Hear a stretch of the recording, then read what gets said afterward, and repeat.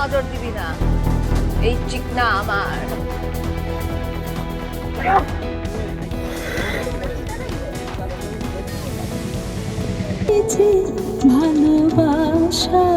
ঢালিউডের পরিচিত মুখ প্রার্থনা ফারদিন দিঘি। শিশু শিল্পী থেকে চিত্রনায়িকা, এই পথ চলা ছিল এক রঙিন অথচ কণ্টকময় যাত্রা। শুরুতে প্রশংসার জোয়ারে ভেসেছিলেন, কিন্তু সময়ের সঙ্গে সঙ্গে পাল্টেছে বাতাসের দিক। আজ তার পাশে যত সমালোচনা, ততটাই বেড়েছে আত্মবিশ্বাস। দিঘি এখন জানেন কে ভালো চায় আর কে খারাপ, তাই তিনি কারো কথায় কান দেন না।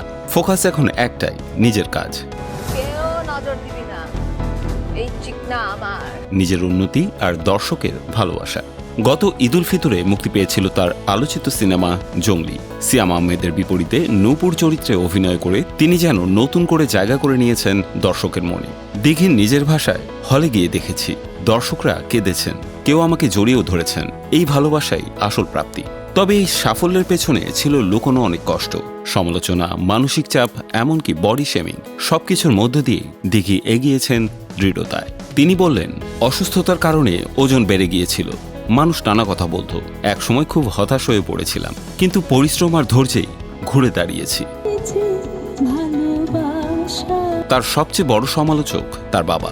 দিঘির ভাষায়, আমার ভুল ধরার কেউ থাকলে তিনি আমার বাবা। তার কথাই আমার কাছে সবচেয়ে গুরুত্বপূর্ণ। এখন দেখি পুরোপুরি কাজে ডুবে আছেন। শুরু হয়েছে তার নতুন সিনেমা বিদায়, যেখানে সহ অভিনয় রয়েছেন বাপ্পারাজ।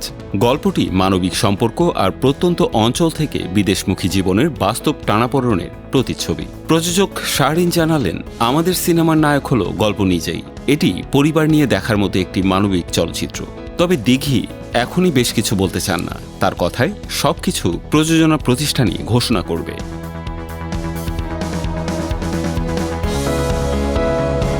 আমি শুধু বলতে পারি, এখন থেকে আমি শুধু ভালো কাজের সঙ্গেই থাকতে চাই, আলোচনা নয়, কাজ নিয়েই থাকতে চাই। সমালোচনার ঢেউ পেরিয়ে দিঘি এখন আরও দৃঢ়, আরও আত্মবিশ্বাসী।